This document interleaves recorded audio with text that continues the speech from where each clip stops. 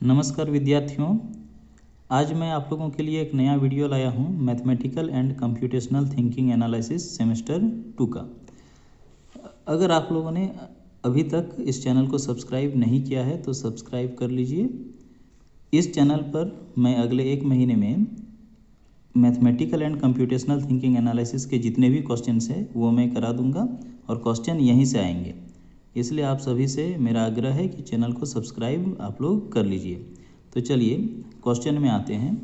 Question है, यदि ए कोई घटना हो तथा ए डैश इसकी पूरक घटना हो तो सिद्ध करें कि P A plus P A dash यानी कि प्रोबेबिलिटी ऑफ ए घटना ई की प्रायिकता प्लस घटना ए डैश की प्रायिकता बराबर 1।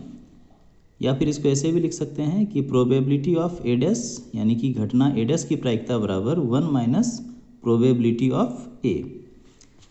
तो इसे प्रूव करने के लिए हम लोग यूज करेंगे यहाँ सेट थ्योरी के सिद्धांत की। देखिए सेट थ्योरी का सिद्धांत क्या कहता है, अगर दो समुच्चय ए और बी हो तो दो समुच्चय ए और बी के लिए समुच्चय सिद्धांत से, समुच्चय सिद्धांत का तो सेट थ्योरी, तो सेट थ्योरी से क्या होता है कि order of A union B, order का अर्थ होता है कि A, order of A union B का मतलब हुआ कि ए यूनियन बी में एलिमेंट्स की संख्या कितनी है।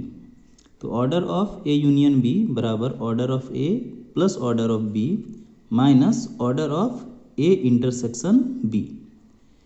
अब हम लोग क्या करते हैं कि बी के स्थान पर ए डैश रख देते हैं। तो जब बी के स्थान पर यहाँ जो बी है इसके स्थान पर ए डैश रखेंगे तो क्या होगा, order of A union A dash B के स्थान पर हमने यहाँ ए डैश रख दिया बराबर order of A plus order of B था तो यहाँ हमने लिख दिया order of A dash minus order of A intersection A dash.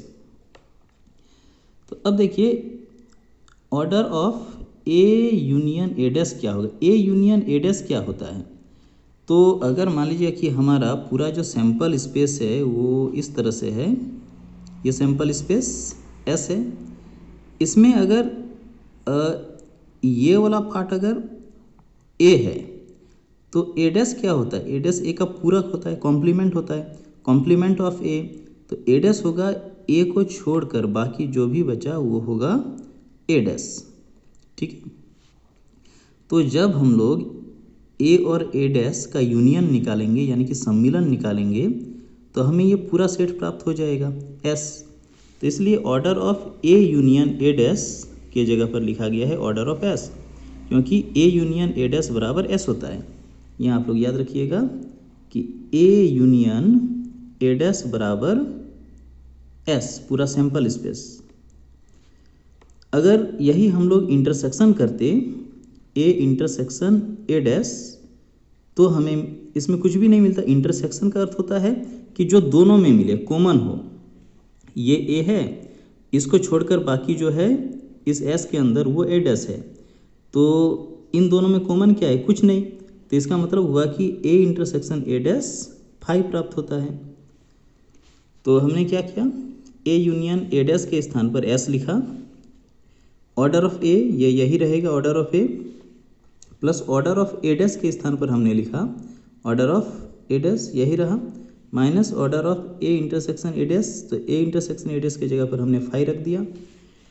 अब देखिए ऑर्डर ऑफ एस इसी प्रकार से है प्लस बराबर order of A plus order of A dash minus 5 का मतलब हुआ कि ये एम्प्टी सेट है इसलिए इसका वैल्यू 0।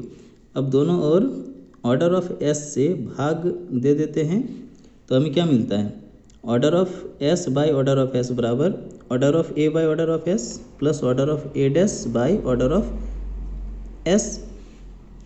यहाँ order of S by order of S 1 हो गया बराबर order of A by order of S क्या होता है, तो ये और कुछ नहीं घटना ई की प्रायिकता होती है यानी कि probability of A plus order of A dash बटा ऑर्डर ऑफ एस के स्थान पर हमने लिख दिया order of probability of A dash.